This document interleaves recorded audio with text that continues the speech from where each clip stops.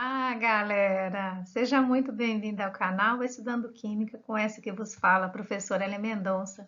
A aula de hoje nós vamos continuar sobre o estudo das propriedades dos materiais, relacionando-as com o tipo de ligação. Qual é a relação que tem sobre esses dois temas? Vem comigo, vamos descobrir!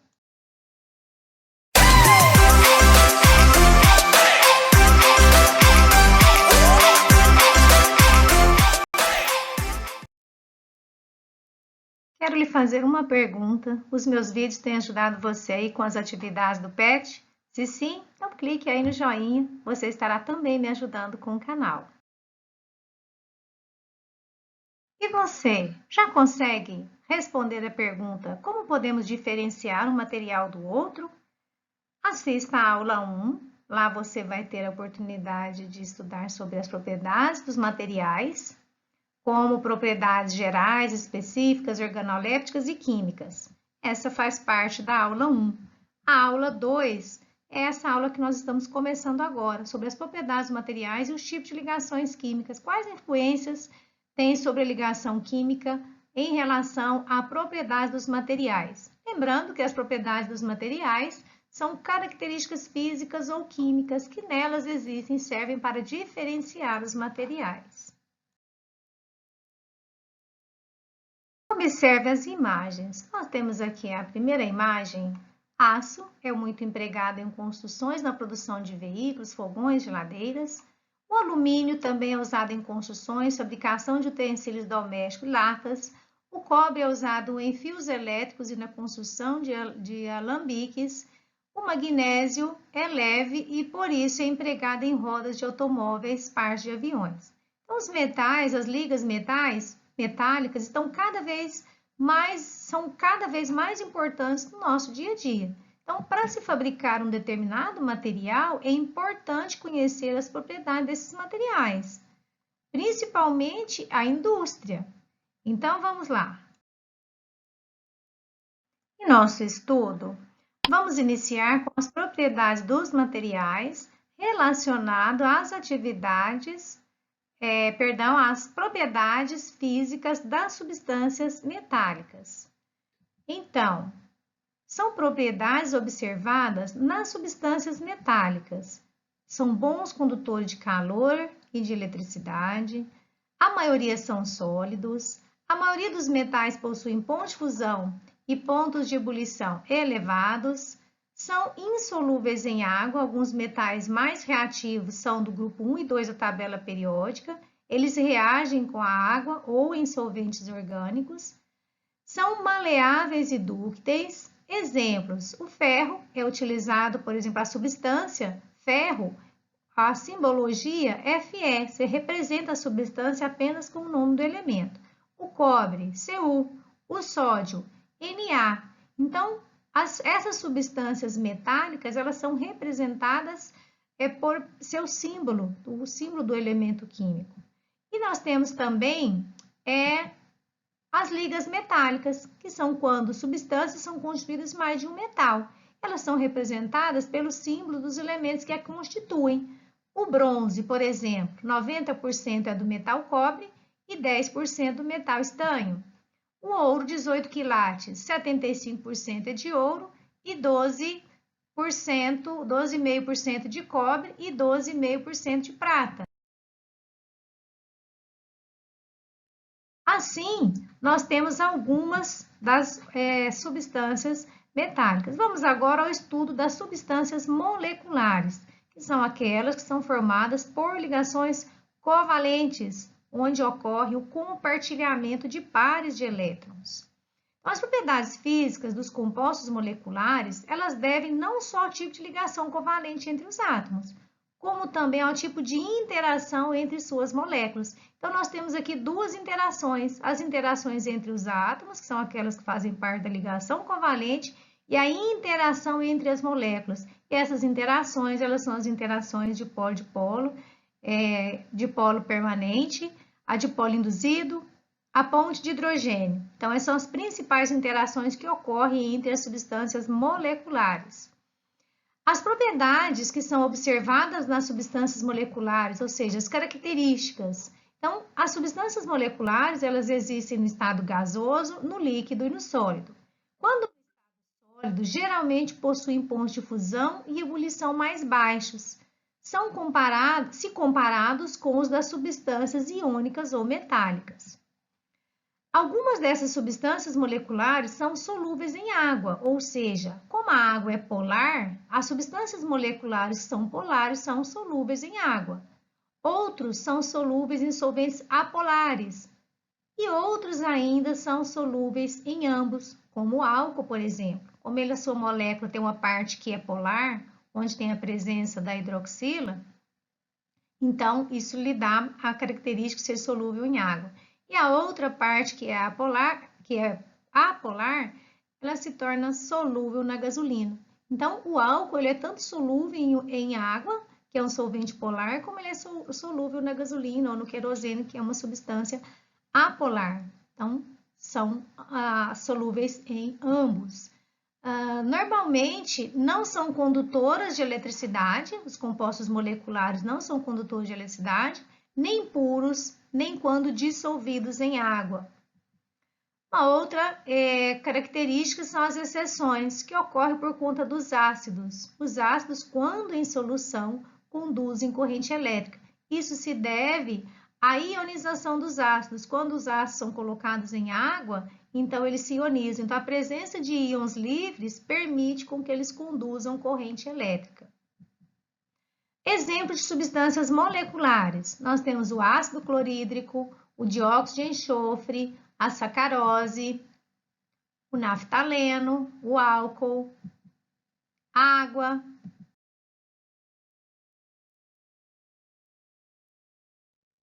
E vamos a algumas das propriedades aí de algumas substâncias sólidas que traz aí o conteúdo do PET aí da semana 6. Observe essas características das substâncias. Cobre, que é uma substância metálica, ele tem comportamento em relação ao aquecimento, seu ponto de fusão é 1083 graus Celsius, ele é insolúvel em água, ele é insolúvel em água ras, que é um dos componentes daí do querosene. Ele é um bom condutor de eletricidade no estado sólido e em solução aquosa não conduz corrente elétrica. Então, característica de metal, bom condutor de eletricidade. Quanto ao cloreto de sódio, que é o sal de cozinha, então ele funde a 801, então tem elevado ponto de fusão. O sal de cozinha é solúvel em água, insolúvel em água ras, ele é mau condutor de eletricidade no estado sólido, porém no estado líquido ele é bom condutor, ou seja, quando se coloca o cloreto de sódio em água, então ele libera os íons e isso faz com que ele seja um bom condutor de eletricidade.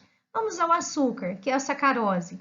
Tem ponto de fusão relativamente baixo, se comparado aí com o cloreto de sódio, entre 185 e 186 graus. Ele é solúvel em água, insolúvel em água ras, não conduz corrente elétrica no estado sólido e também não conduz corrente elétrica em solução aquosa. Então, ele é um mau condutor de corrente elétrica, tanto sólido quanto em solução aquosa. A naftalina, que são aquelas componentes daquelas bolinhas que você coloca aí no armário para afastar insetos. Então, se a temperatura de fusão 80 graus Celsius, ele é insolúvel em água e é solúvel em água ras. Então, lembrando que a água ele é um componente polar, então o água ras ele é apolar. Então, a naftalina é apolar, por isso ela é solúvel no solvente que também é apolar, que é o água ras. Ele é mau condutor de eletricidade no estado sólido. No estado em solução aquosa, nem tem essa informação. Então, considera-se que também seja um mau condutor. Vamos ao diamante. O diamante tem um comportamento aí em relação à temperatura de fusão altíssimo, né? 3.900 graus, a pressão de 12,5 gigapascal. Então, o comportamento do diamante, a fusão dele, o aquecimento é necessário altas temperaturas, altíssimas temperaturas. O diamante ele é insolúvel em água, insolúvel em água ras e mau condutor de eletricidade. Então, veja que o tipo de substância vai determinar essas características, essas propriedades, porque quando falamos de propriedades, nós temos que lembrar que são características, ou são características físicas, ou químicas, ou organoléticas, como nós estudamos na aula 1. Então, você tem que lembrar daqueles conteúdos para você compreender uma tabela como essa. Então, veja que o cobre, o tipo de ligação entre o cobre são ligações metálicas, no cloreto de sódio é ligação iônica, na sacarose é covalente, na naftalina é covalente e no diamante também covalente. Então, o tipo de ligação ele influencia sim aí nas propriedades das substâncias. Aqui são exemplos de substâncias sólidas. A natureza das ligações e a condutividade elétrica. Qual a influência aí do tipo de ligação química na condutividade elétrica dos materiais? Lembrando, condutividade elétrica é uma das propriedades que caracteriza a facilidade que os materiais possuem de transportar cargas elétricas. Quanto maior for o número de elétrons livres em um material, maior a sua capacidade de transportar eletricidade, classificando-os em condutores, semicondutores e isolantes. Então, nos metais, se explica a condutividade elétrica devido aos elétrons livres, que existem na ligação metálica e que permitem um trânsito rápido de calor e eletricidade através do metal.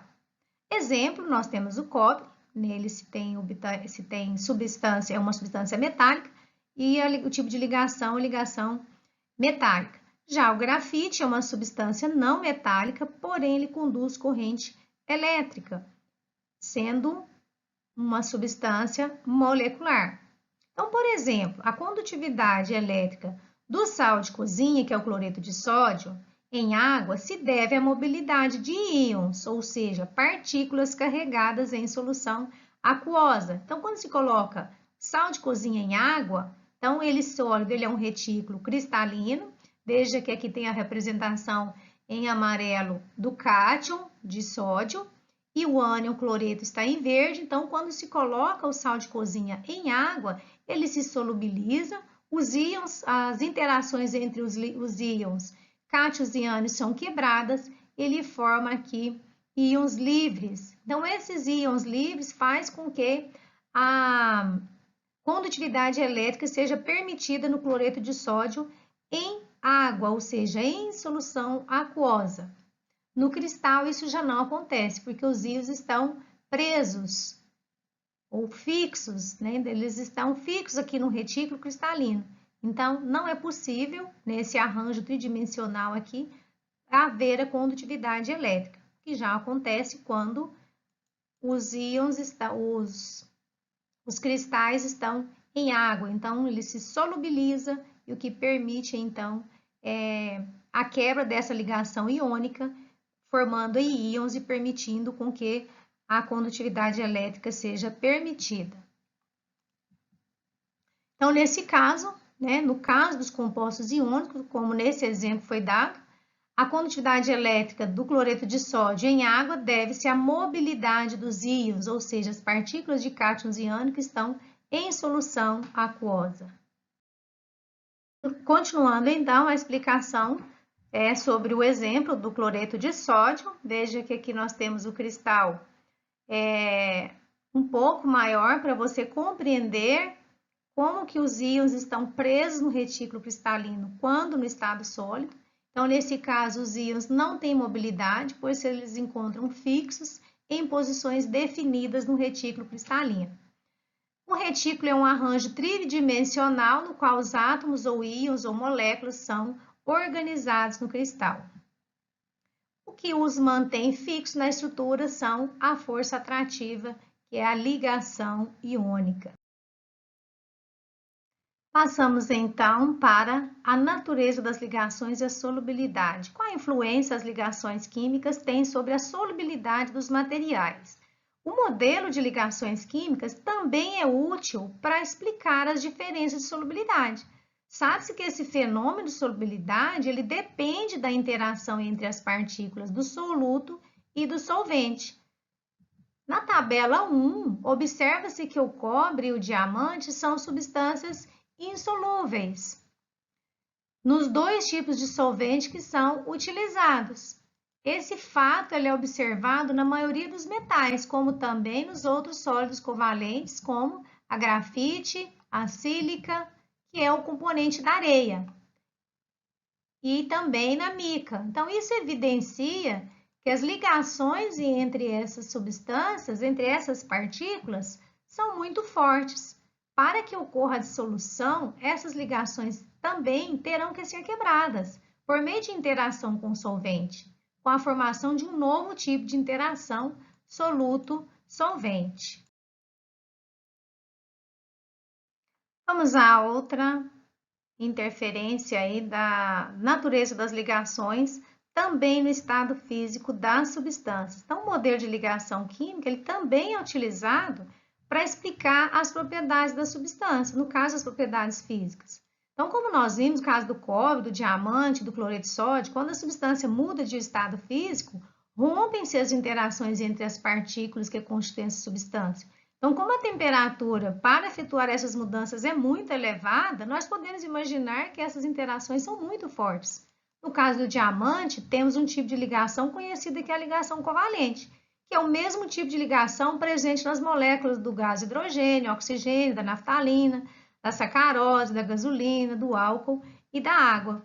Então, as propriedades dos materiais, tais como estado físico, sólido, líquido ou gasoso, e os pontos de fusão e ebulição, entre outras, devem ser, em grande parte, devido ao tipo de ligação química que seus átomos realizam para a sua formação.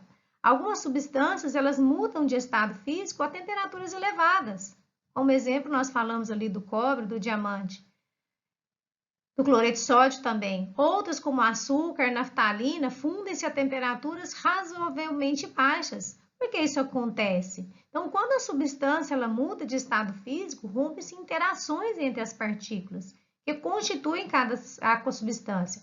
Como a temperatura para efetuar essas mudanças é elevada, então nós podemos imaginar que essas interações sejam muito fortes. Falamos um pouco sobre as interações nas ligações nas substâncias moleculares. Vamos agora sobre as ligações iônicas. Qual a interferência das ligações iônicas no estado físico das substâncias? As substâncias iônicas são aquelas formadas por metais e ametais, elas são sólidas a temperatura ambiente, pressão ambiente, 25 graus de uma atmosfera, porque a força de atração mantém os ânions firmemente ligados uns aos outros. As substâncias iônicas, elas apresentam elevados pontos de fusão e ebulição, porque é necessário fornecer uma grande quantidade de energia para romper a atração eletrostática entre os íons, que são os cátions e os ânions. Já as substâncias metálicas, elas possuem pontos de fusão e ebulição elevados. Devido a essa propriedade, eles são usados em locais de grandes aquecimentos, como, por exemplo, caldeiras, tachos, reatores industriais. O tungstênio, por exemplo, ele é usado em filamentos de lâmpadas incandescentes. Porém, existem algumas exceções, que são o mercúrio, os metais alcalinos, o índio, o estanho, o bismuto e o galho. Então, esse último funde-se apenas ao calor da mão. Nós sabemos que o mercúrio, por exemplo, ele é líquido. Então, há algumas exceções. Nem todos os materiais, todas as substâncias metálicas, elas vão ter as mesmas características. É importante conhecer um pouco sobre cada uma delas.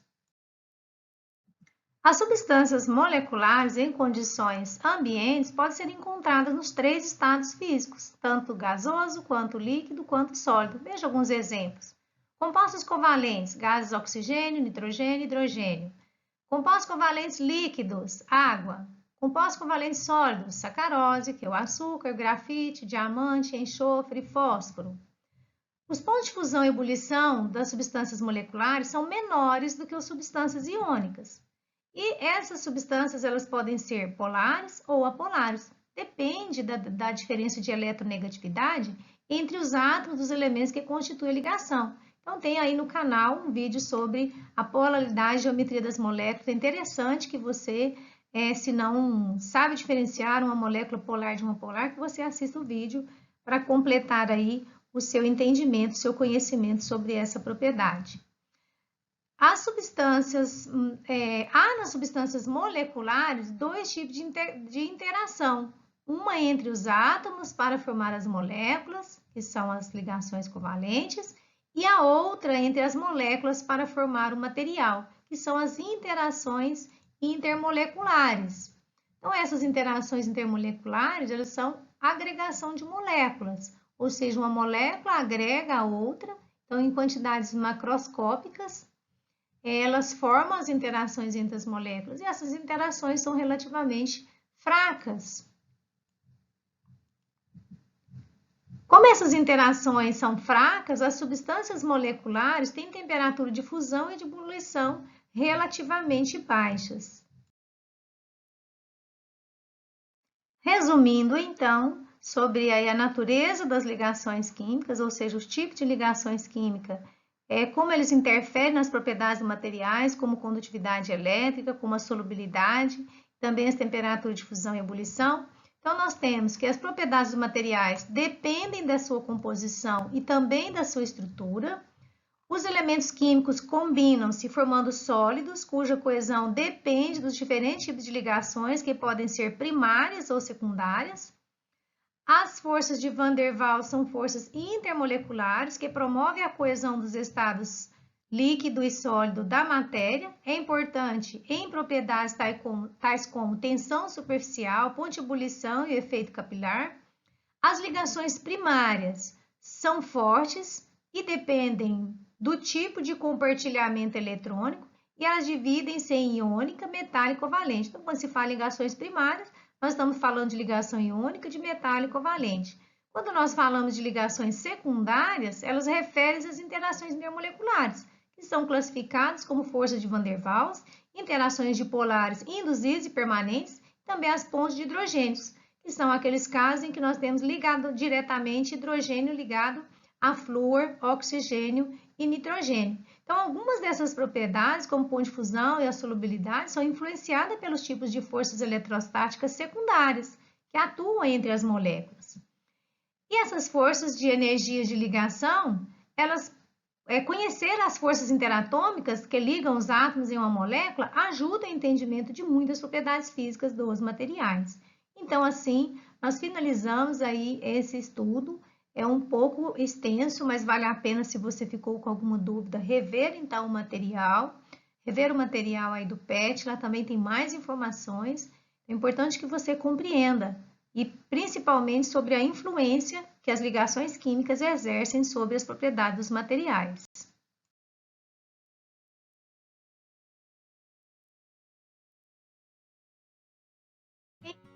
Você assistiu a aula até o final, vai o meu like para você. E o meu grande abraço a você que ficou até o final. Curta, comente, compartilhe com seus colegas e amigos o vídeo, assim você estará me ajudando também. Um grande abraço, fique com Deus e até a próxima aula.